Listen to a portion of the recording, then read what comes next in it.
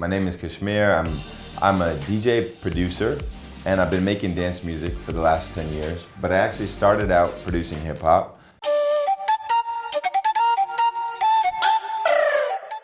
मेरे गानों पे हाथ वर्ती अगर नहीं करा यहाँ पे तो मार पड़ती तेरी बहन मुझसे प्यार करती मत मार उसको उसकी नहीं गलती सितरी ले वो करती पीटाऊं बोले तो दे गेड़े की भरती मैं गर्दिश में भरती आवाज थोड़ी अलग आ रही हो गई सर्दी पीटाऊं से पीटाऊं तक अपनी चलती है गुस्सा जब क्लब में बज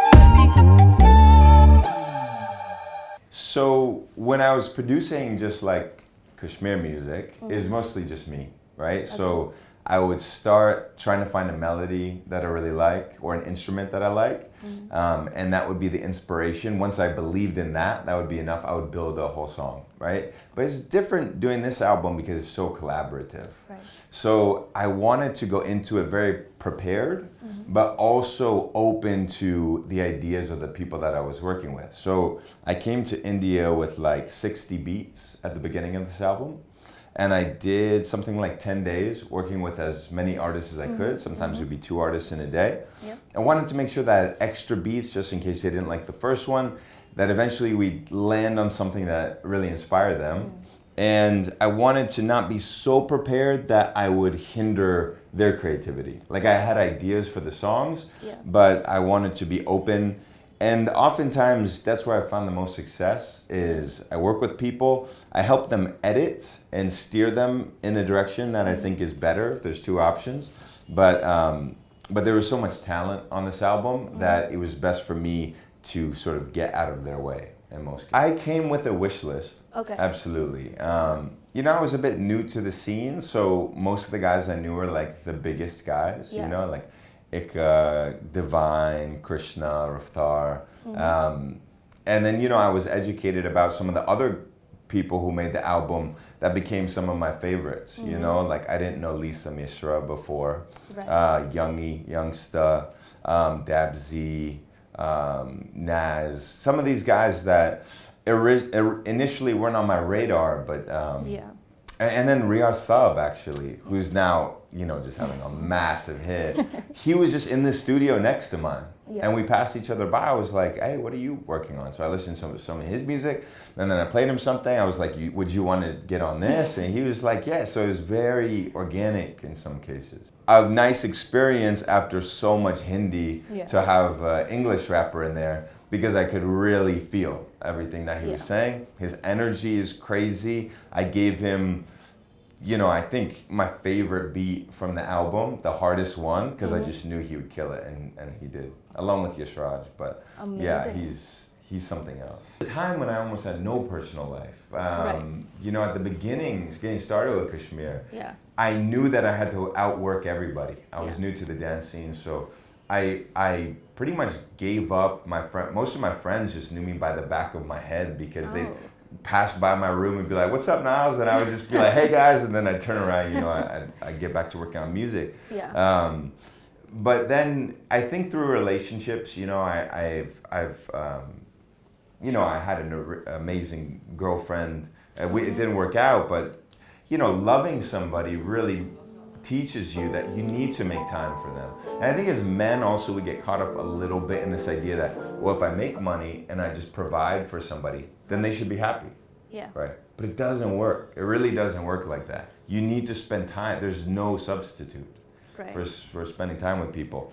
And COVID also, that was a big educator for me. Because now that I didn't have to tour, you know, for those couple of years, I didn't have any shows, I started hanging out with my friends again and realizing, oh, this is what's important to me. There's no song, after a while, there's no amount of money or anything that's going to make you really feel that happiness, you know? So yeah, that was a big lesson for me. Very nervous. I was working up until the last second thinking, oh, this needs to be special. So many people are going to watch this. So, you know, doing as much as I could to make it YouTube worthy, basically. You know, I don't want to play the same old songs. It has to be this new remix or this new edit. And I think of Tomorrowland as honestly being a pretty stressful experience in general. You know, I've been very motivated by like stress and fear in my life. So my you know, my dad came from India. He was an immigrant to America, And I think I get it from him. There's this fear of if you mess up, if you fail. And already I'm pursuing a path of music. Yeah. So this, for a long time, it was a failure already, you know? So I really had to prove to everybody. And it was a good driver, but I think it has its limits. The main one being you're not that happy. Yeah. But yeah, when I think back to those experiences, there was a lot of stress and then relief when it's done. Right. And I think at that time I was operating mostly getting my happiness just from relief that things didn't go wrong. Fair enough. And now I've tried to change my frame to being excited about the possibilities of what you could do, not just running away from what you don't want. I mean, Divine was the reason that I created this album. You know, I was in America, Gully Boy had just come out, I went to watch it, and then I did my research, found out about Divine. Yeah. And so he was my main excitement, my main inspiration for getting into the Indian hip hop scene.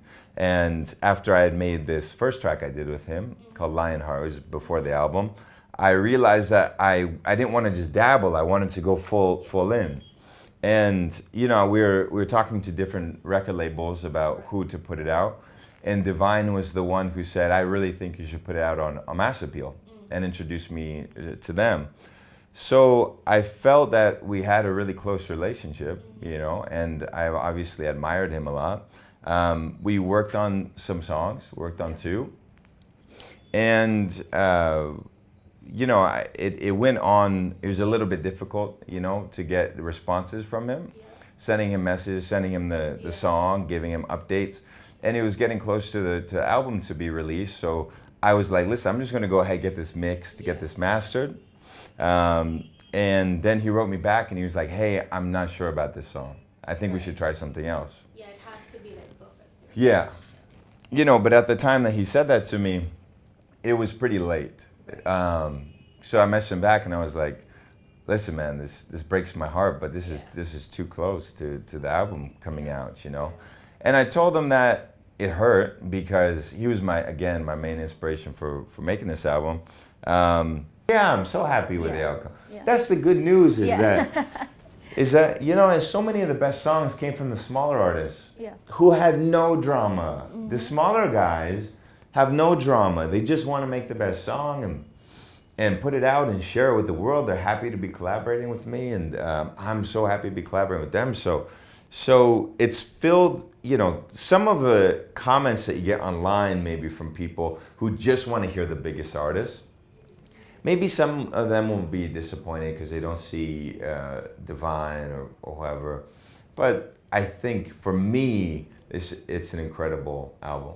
And it surprised, you know, with the extra time, because things took so long, we were able to get some artists that I wasn't familiar with on the album.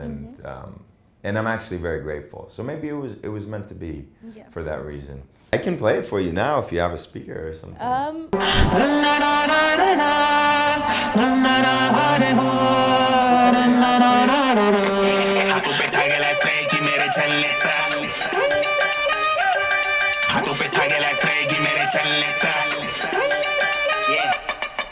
Down for the shit, जैसे रिक्शे का metre में लौट कर एक shoot करना